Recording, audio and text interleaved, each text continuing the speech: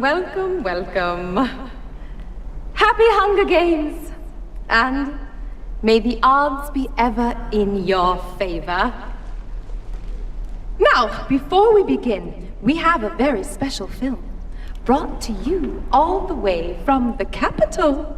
Well, turning now to this, President Donald Trump spoke at the 74th Annual National Prayer Breakfast in D.C. this morning, marking his 6th appearance at the event and highlighting his second-term focus on faith-based governance. Karen Travers is at the White House with what he had to say.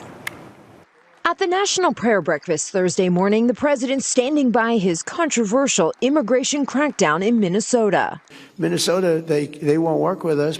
If we didn't have to fight this horrible governor and this horrible fake mayor.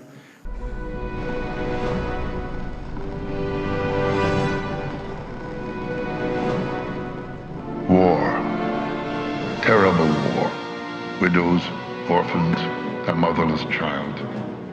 This was the uprising that rocked our land. 13 districts rebelled against the country that fed them, loved them, protected them. Brother turned on brother until nothing remained. Yesterday, the administration announcing it's drawing down federal immigration forces. Some 700 federal agents now set to leave Minneapolis. They have talked about the conduct dramatically changing. I will believe it when I see it. Border Czar Tom Homan saying around 2,000 agents will remain. More could leave soon if Homan gets more of what he calls unprecedented cooperation from state and local authorities.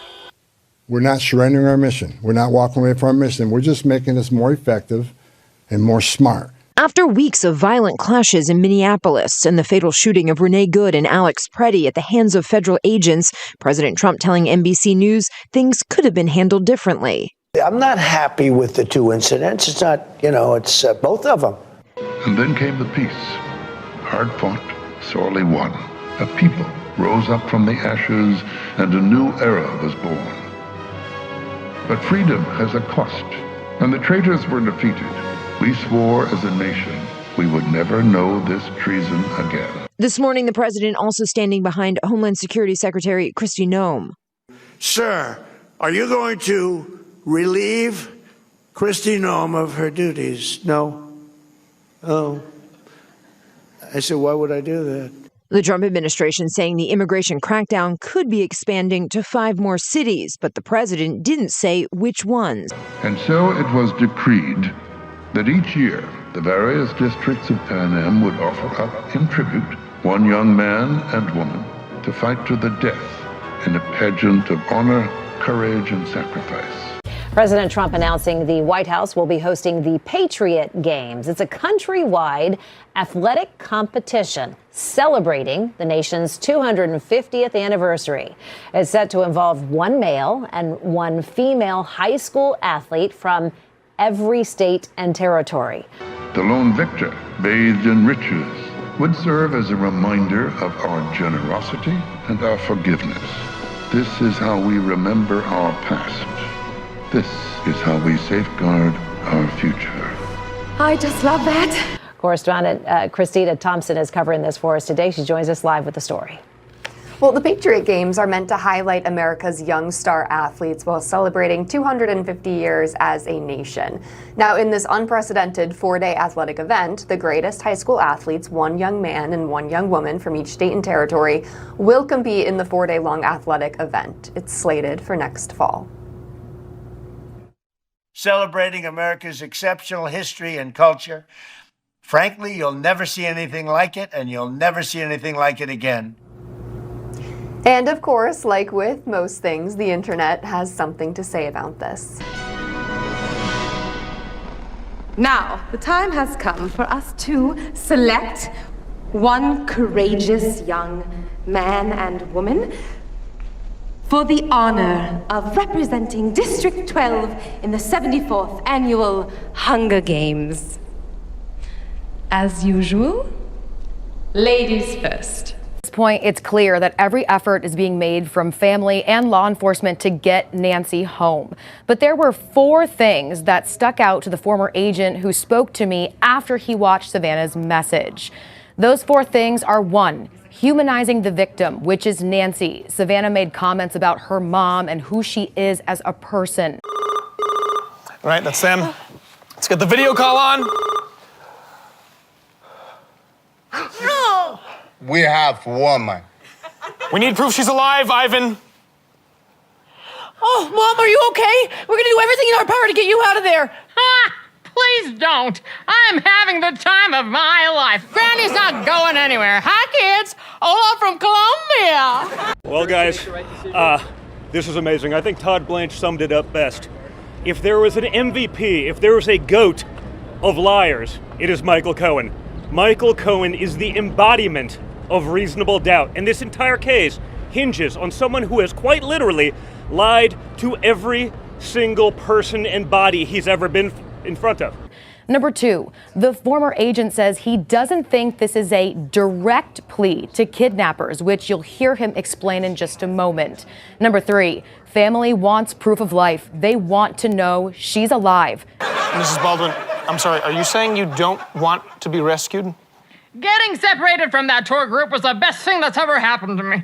Suddenly, I am the center of attention. Grandma, you've been kidnapped. Aren't you scared? Heck no! These men know the rainforest like the back of their hand. They even taught me how to make a snare using tree bark. What's scary is your own grandchildren out visiting you on your birthday. Sorry about that, Grandma. Mark, it's okay. Between your fantasy football and whatever Fortnite is, you're busy.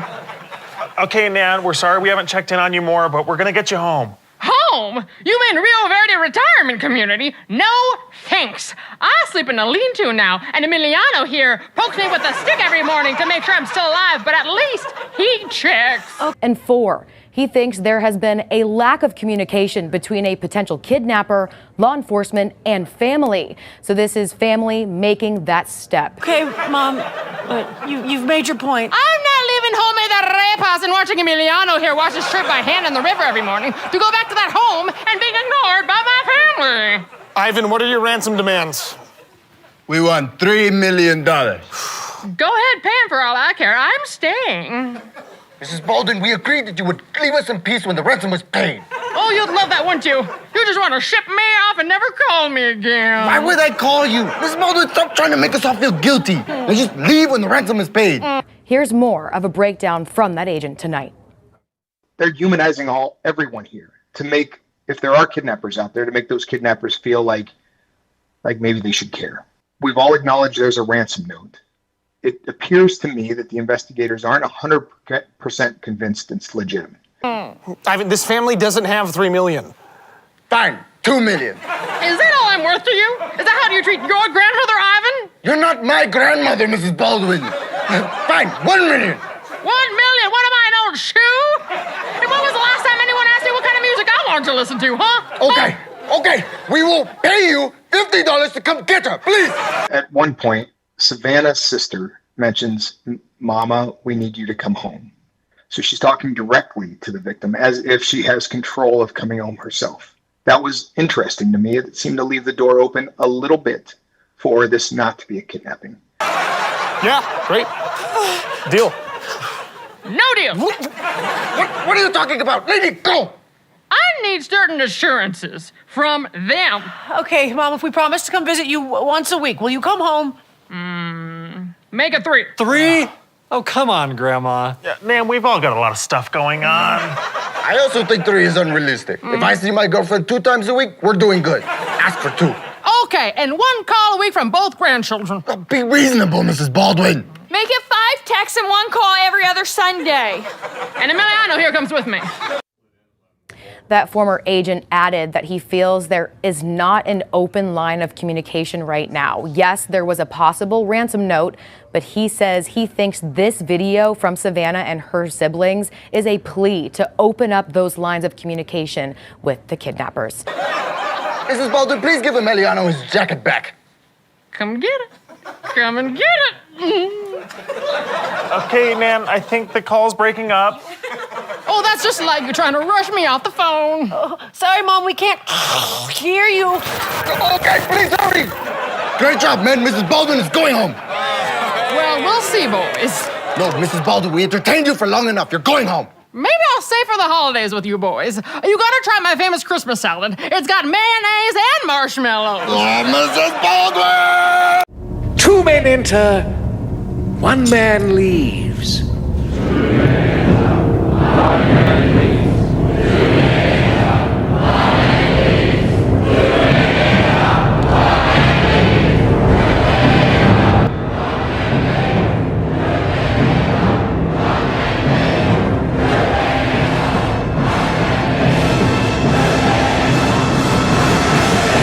To the entire world that you can set your mind to something important, push through and succeed, showing all of us that you, our next generation, already possess the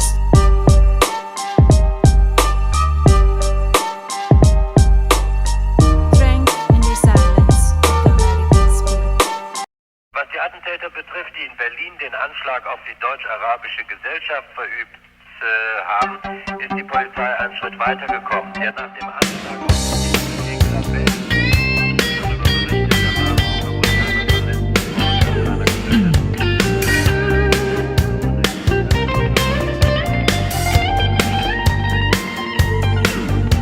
They sentenced me to 20 years of boredom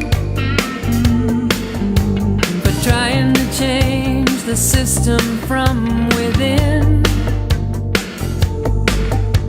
I'm coming now, I'm coming to reward them. First, we take Manhattan, then we take Berlin.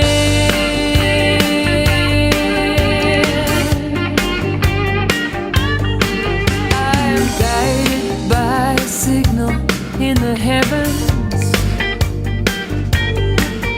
I'm guided by the birthmark on my skin.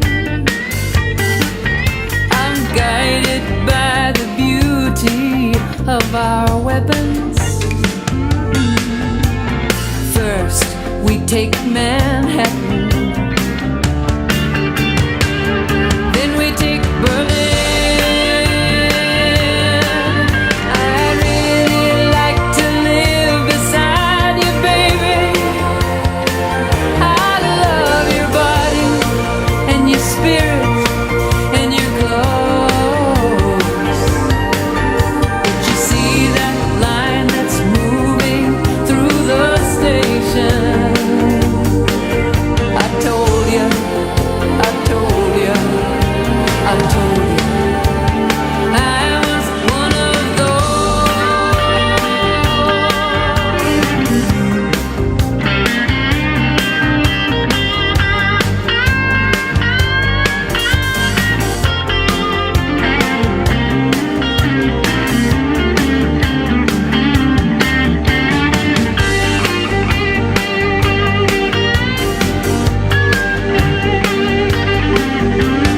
I don't like your fashion business, mister.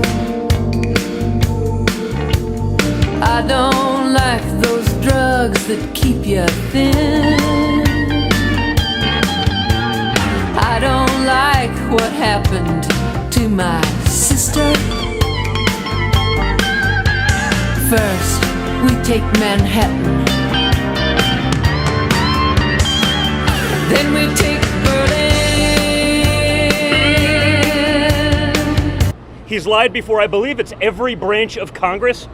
He's lied before his wife, he's lied to bankers, he's lied to all of you in the press, and he's actually lied to that very jury, and yet he's the only person of relevance that this entire case hinges on. We understand that this is a political persecution. That was evidenced today by the Biden campaign themselves holding a rally here. They bring in Robert De Niro, who was shot down, but apparently he needs attention because it's been a while since he's cranked out a good movie. But think about it. They bring out one actor. Remember in 2020 when every A-list actor in the world showed up for Joe Biden, they lined up one by one? Now they get one person.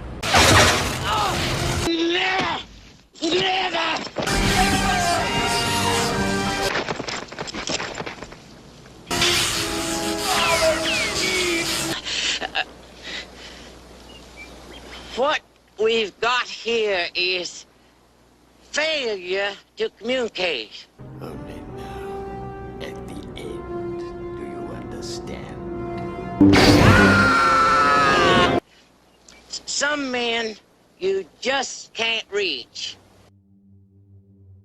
One of the most well-known symbols of Freemasonry is the black and white checkerboard on the many Masonic trace boards. It is claimed to represent the checkered path of a person's life, and much like yin-yang, represents a path of balance and moving between stages of good and evil in one's life mainly. There are always multiple interpretations. While I'll have a difficult time proving it outright, it seems to me to be more of a representation of the left and right hand paths often referred to about the cult side of Freemasonry. I'm not trying to analyze the entire boards, only the dualistic symbolism representing these paths. Why, you did say something, didn't you?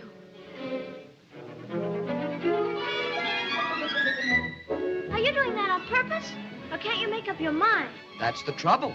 I can't make up my mind. I haven't got a brain. Only straw. How can you talk if you haven't got a brain?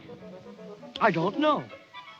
But some people without brains do an awful lot of talking, don't they? Yes, I guess you're right. It can be seen with the sun and moon, and the pillars Boaz and Hachin, which support the gateway to the Eye of Providence, the third eye, the pineal gland of enlightenment, or even Horus, Lucifer, or the Eye of Enoch's Watchers, depending on who you talk to. In any case, apparently both paths lead to the same destination, which I'm sure most Christians will say is hell, but that isn't how the initiates see it. Freemasons are the widow sons of Isis. Actually, it's more of a Hiram Abiff story, but that's the cover story. Their own personal Horus or Jesus. They are one and the same as the initiate seeks their own Christ consciousness. In metaphor, the Father reborn as the Son child, among other symbolism. But is it really that simple, or is there a dark side we're not told about? I'm trying to avoid decoding the eye, the occult trinity, and a lot else to keep this brief. As with the Egyptian and other priesthoods, though, out-of-body experiences and reaching the star Sirius are part of the imagery. Again, widow sons of Isis, and Sirius is her star. As the moon and the Pleiades, the seven sisters, the stars near the moon, represent female aspects, we might also find links to the Black Virgin and Queen of Heaven in the symbolism, but now I'm just sidetracking with analysis. The black and white may represent male and female aspects, as well as good and evil, which I'm trying to make a point of being distinctly separate Judeo-Masonic paths to enlightenment and reaching self-divinity. Interestingly, this same symbolism is buried in the Star Wars movies and represents the choice of paths to godhood. Luke Skywalker is Lucifer, Luke Skywalker. He usually wears white, but wore black briefly in his struggle on the left-hand path, the path of white magic, the Force. His father, Darth, meaning dark or death, Vader, consistently wore black, representing the right-hand path, the black squares, and as a Sith Lord, practiced black magic. Lucifer is the light bringer, but as Freemasons are widow sons of Isis, it might be more appropriate to call Luke Horus. Set, the Egyptian Satan, is Horus's uncle and Osiris's murderer, and I am fairly certain this is why Satan is often referred to as an uncle. Horus is Osiris reborn through Isis to avenge his own death, the same as with the Nimrod story, Tammuz, and others. Set is also known as Seth. Darth Vader was a Sith Lord, Seth. To add emphasis, the sun, represented by Horus, is a walker of the sky, thus Skywalker. The character relationships are different in that Vader is Lucifer's father, while Horus is the nephew of Set. With Horus avenging his own death at the hands of Set, the two would eternally wage war as forces of light and darkness, heaven and underworld. This is also what the black and white checkerboard represents. What really creates a parallel with Freemasonry, though, is how the Jedi Knights are the Knights Templar in disguise, both hunted to near extinction by a pope figure who in the movies is the Emperor. The Emperor rose to power as a chancellor, much like Hitler did, creating an even more sinister figure. And it's clear the Knights Templar practiced their own version of the Force, though more of the Hermetic and astrological persuasion. This is the presentation of the Space Force flag. So we've worked very hard on this, and it's so important from a defensive standpoint, from an offensive standpoint, from every standpoint there is. As you know, China, Russia, perhaps others started off a lot sooner than us. We should have started this a long time ago, but we've made up for it in spades. We have developed some of the most incredible weapons anyone's ever seen, and it's moving along very rapidly, and we have tremendous people in charge. And what I'd like to do is I'd like to just start by asking some of those folks to say a few words, and the importance strategically, militarily, and even from a pure civilian standpoint, and from bringing our economy back, everything. It's going to help so much, all made right here in the USA. And it's going to be very special, very important. Space Force, first time in 72 years plus that we've opened up a new branch of the United States military. The Air Force, I believe, was the last one. And so we have Air Force, and not since the Air Force has anything like this happened, and now we have Space Force added on with full honors, I must add, with full honors. So today we're here for a very important, it's really an important occasion because we're unfurling the flag, and with us is Chief Master Sergeant Roger Toberman, and he is, I'd like you to say exactly, because his rank is a very special rank. Tell us about that rank. Yes, sir. I'm the Senior Enlisted Advisor for the United States Space Force.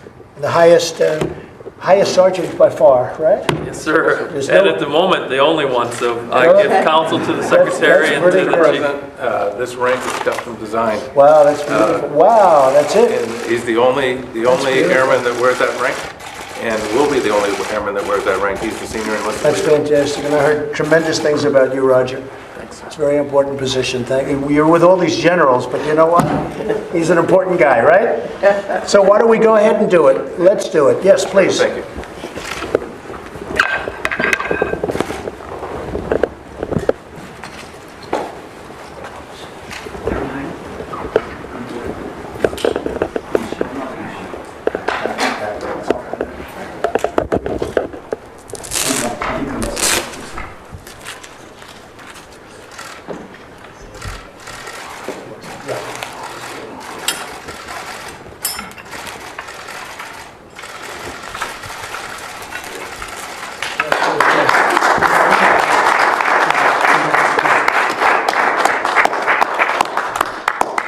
That's fantastic, Roger. I'll walk over there.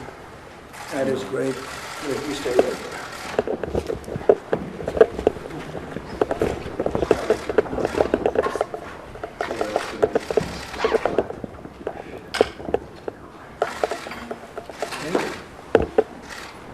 That's fantastic. Isn't that great? Please get in the picture. That's beautiful. Mr. President, you will stand in your office alongside the other service flags. Very, very great honor. It's a great honor. That's a beautiful flag, too. Roger, hold that up so they can see. That's really beautiful. Wow. Lucas is said to have been inspired by Japanese dramas to create the name Jedi from the term Jidaigeki.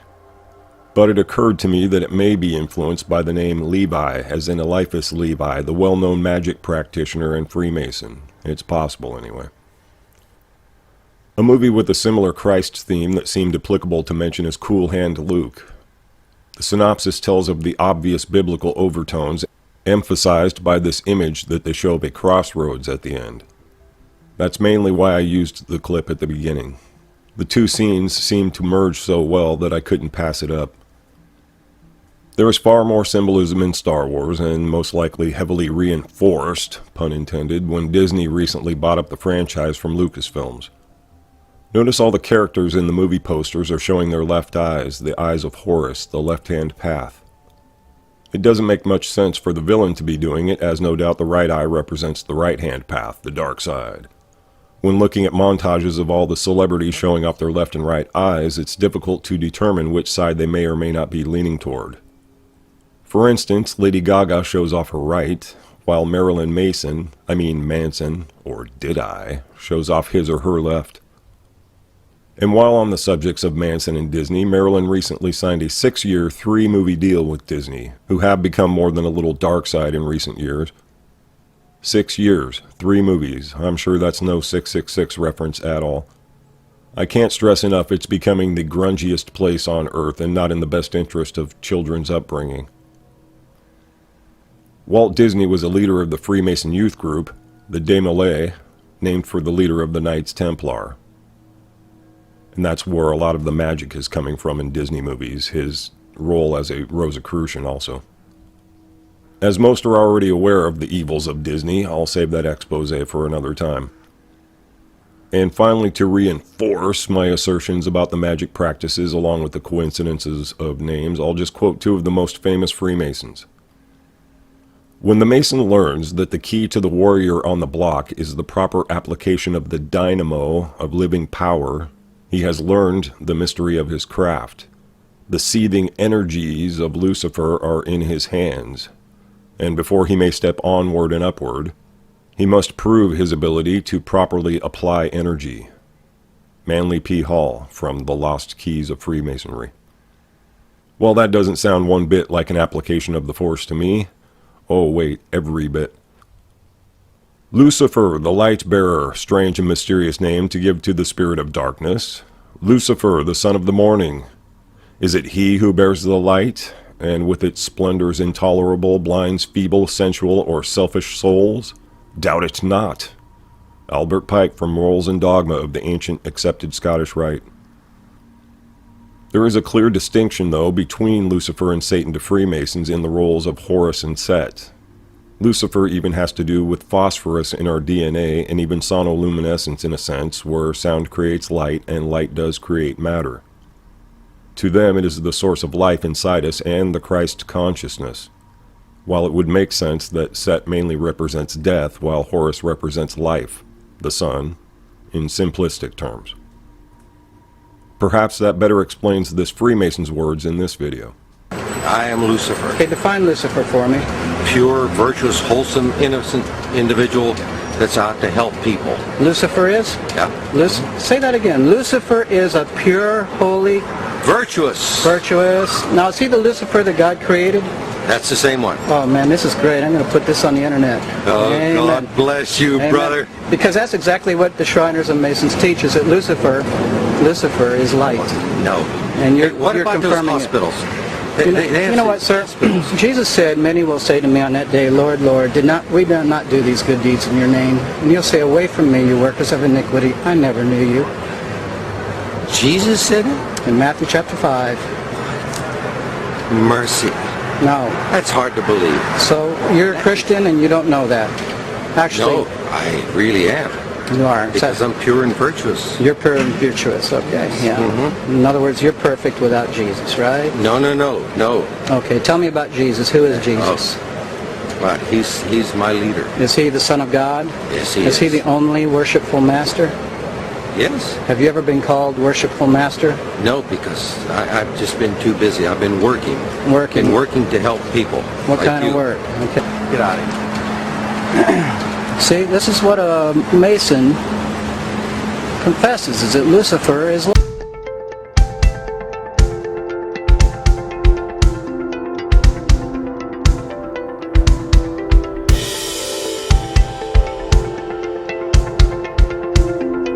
Hail, Holy Mother, who gave birth to the King who rules heaven and earth forever. Star of the sea, Star of the sea. Flammas eius, Lucifer matutinus inveniat. Ille inquam Lucifer, qui nescito casum, Christus filius tuus, qui regressus ab inferis, humano generis serenus iluxit, et tecum vivit et regnat in saecula saeculorum.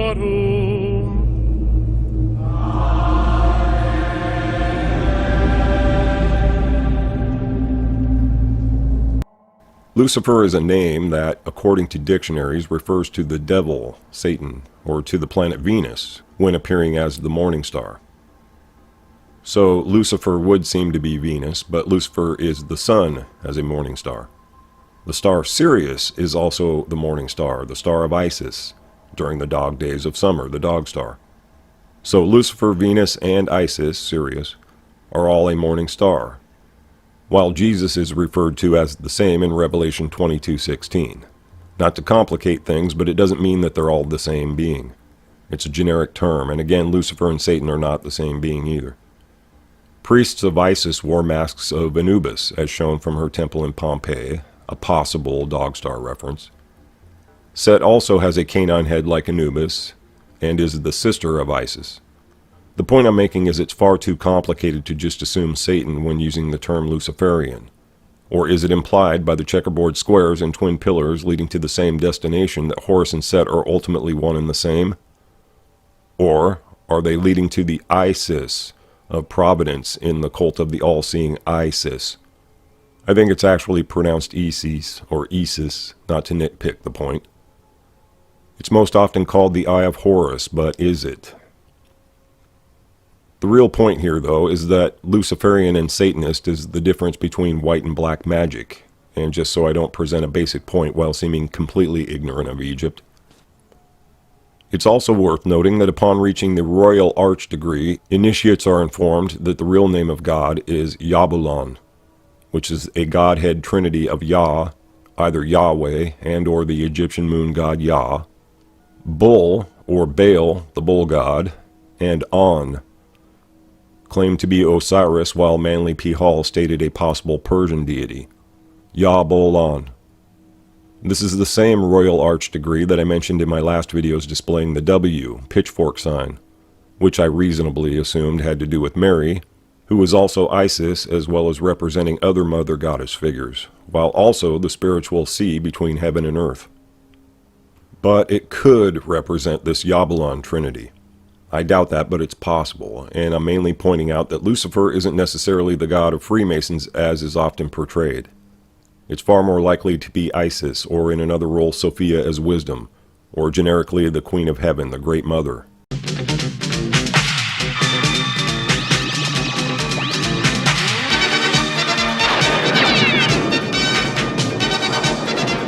Where darkness rules, fights the champion of light.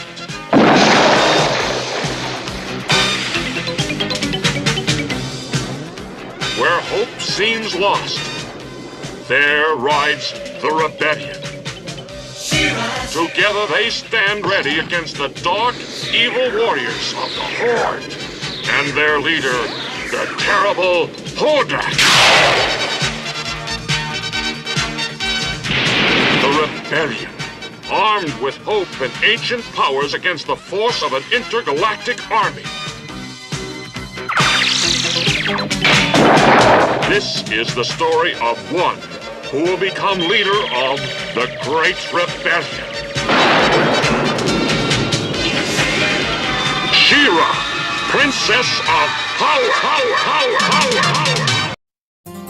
I am Adam, Prince of Eternia, defender of the secrets of Castle Grayskull. This is Cringer, my fearless friend.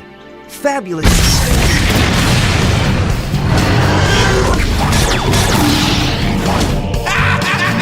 By the power of Grayskull! I have the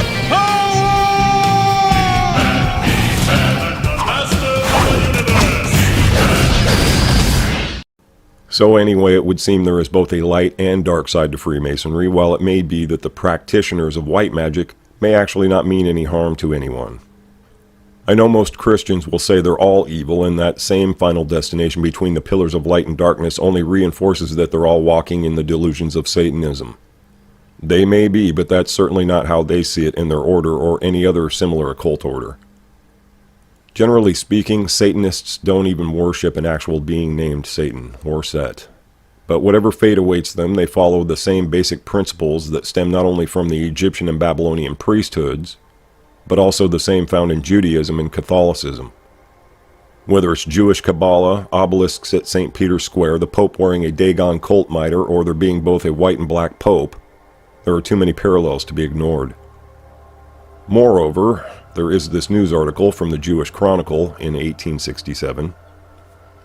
I won't read all this, but the main quote here is, "It has been ever universally admitted by the order that to part Masonry and Judaism is impossible. In fact, to use a well-known axiom amongst us, Judaism is Masonry, and Masonry is Judaism." And there's actually a lot more to get out of this. Albert Pike made a similar comment in print, which I couldn't find anymore, sadly, but it is a fact. Freemasonry is Judeo-Masonic, and there's a reason they keep the hexagram or Shekinah sexagram in their synagogues. Let's just call them synagogues and not temples, because after being fully infiltrated and consumed by the Illuminists of the 17 and 1800s, they've been in the pocket of Jewry ever since, whatever path they're treading. That's how the associations of Luciferianism and Satanism ultimately overtook whatever traditional Egyptian metaphors.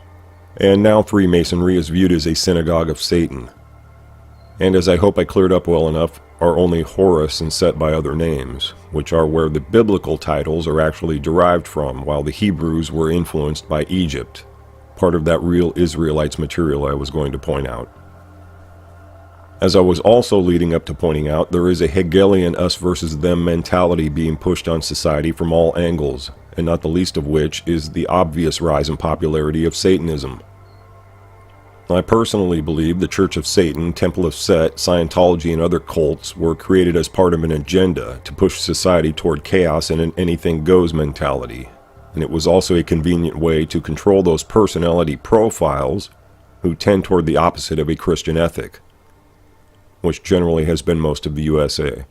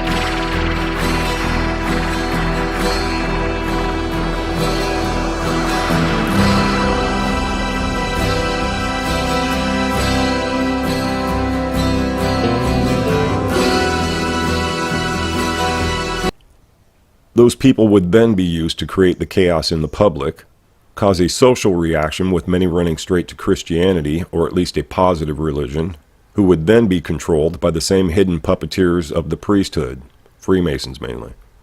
It would be a spiritual war manipulated by a third occult order, with religion and spirituality being the most important aspect of puppeting the public, controlling the frequencies of the social dynamic, and our very being.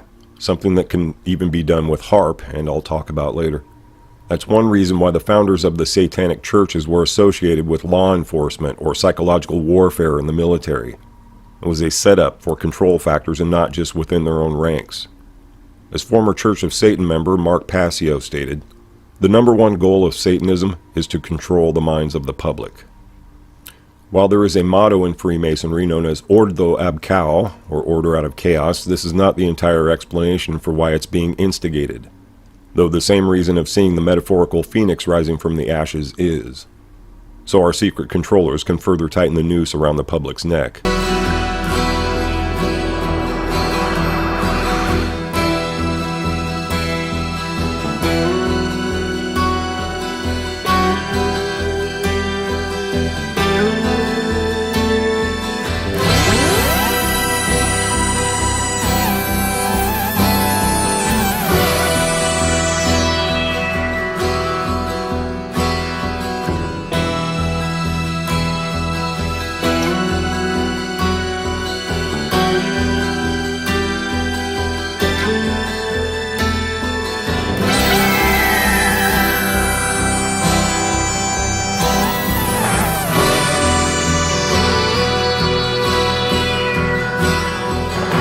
And they find it so much easier to do when we're distracted with wars of attrition, even if we're trying to remain conscientious objectors.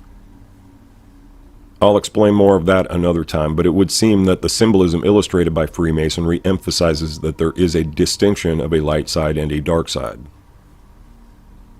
We don't often hear about what they do in the shadows of the black right-hand path of Set, or Satanism, at least within Freemasonry itself. Or is that what we're seeing with the rise of after-school Satan clubs and the like, and we just don't make the connection? I guess the question to ask is whether it makes a difference whether one is a Luciferian or a Satanist. Is there really a difference and both the opposite of Christian? Or will the greater damage to society always be done by the dark side, as it were? Either way, it's the path they chose to walk, the paths of Horus and Set, or Lucifer, the Lightbringer, the Sun, and Dark Death Vader, the Seth Lord. Believe it or don't.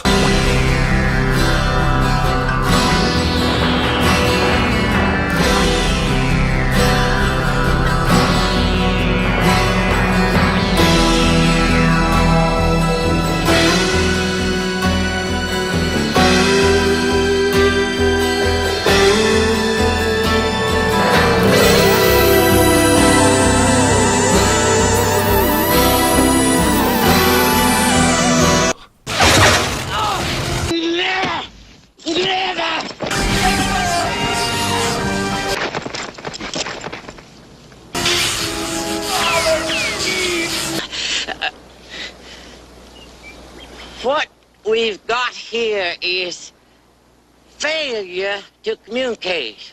Only now, at the end, do you understand? Some men you just can't reach.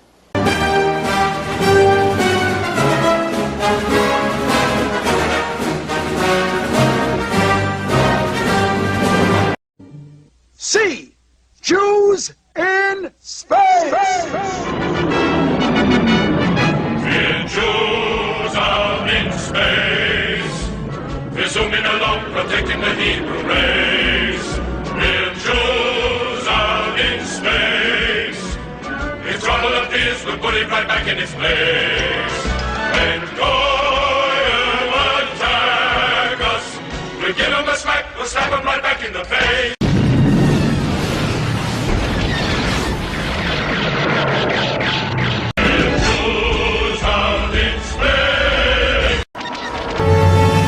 Not so fast, Lone Star. Helmet. So, at last we meet for the first time for the last time.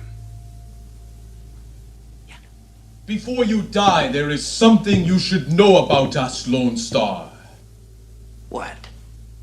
I am your father's brother's nephew's cousin's former roommate.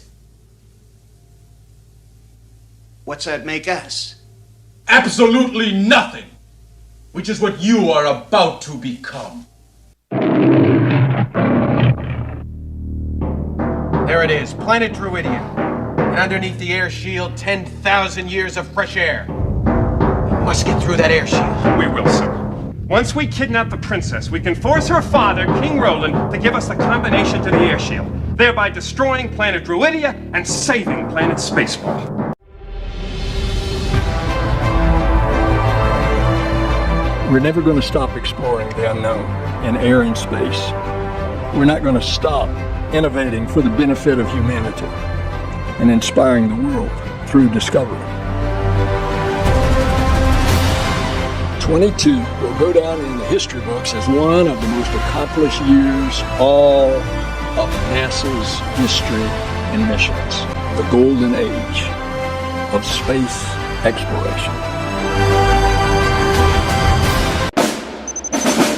I want to welcome our newest 4-star General, Mark Naird, formerly number 2 at the Air Force. Thank you. It has always been my dream to command a service branch. Our nation's internet runs through our vulnerable space satellites. POTUS wants complete space dominance. To that end, the President is creating a new branch, Space Force, which Mark will run. What? Meet Major Matt Mason, Mattel's man in space and the bravest astronaut yet.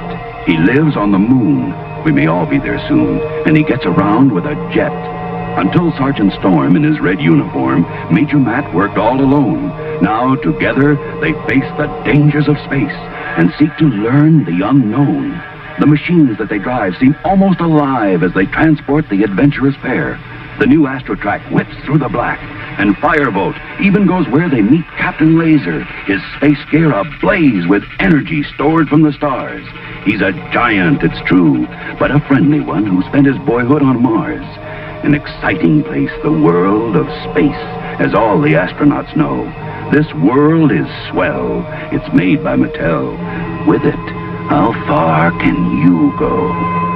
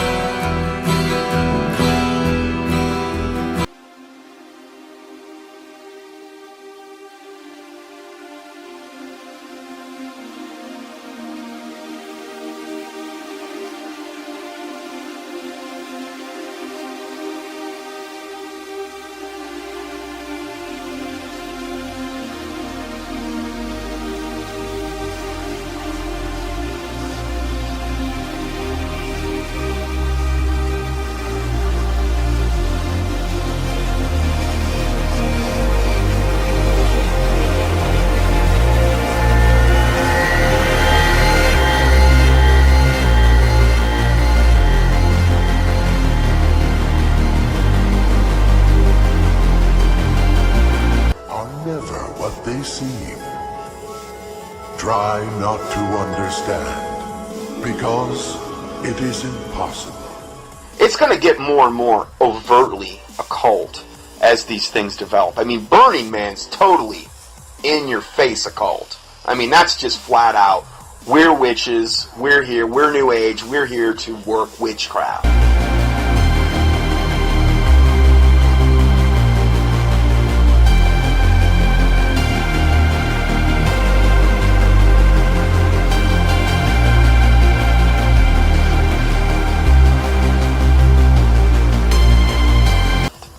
We're gathering together because there's more power. You know, this has been almost like programming that's been put into humanity's mind for a long time. Now it's more of a manifestation of this. This is just so far off the scale where this world is heading.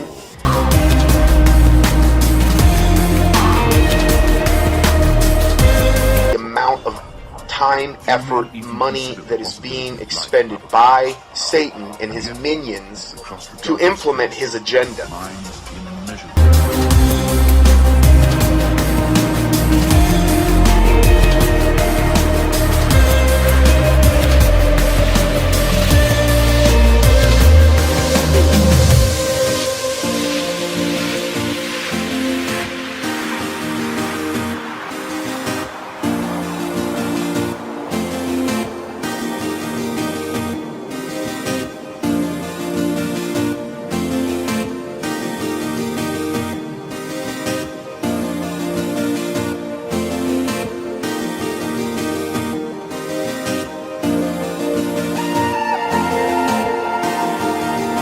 future that Ernest Cline, the writer of the book, envisioned.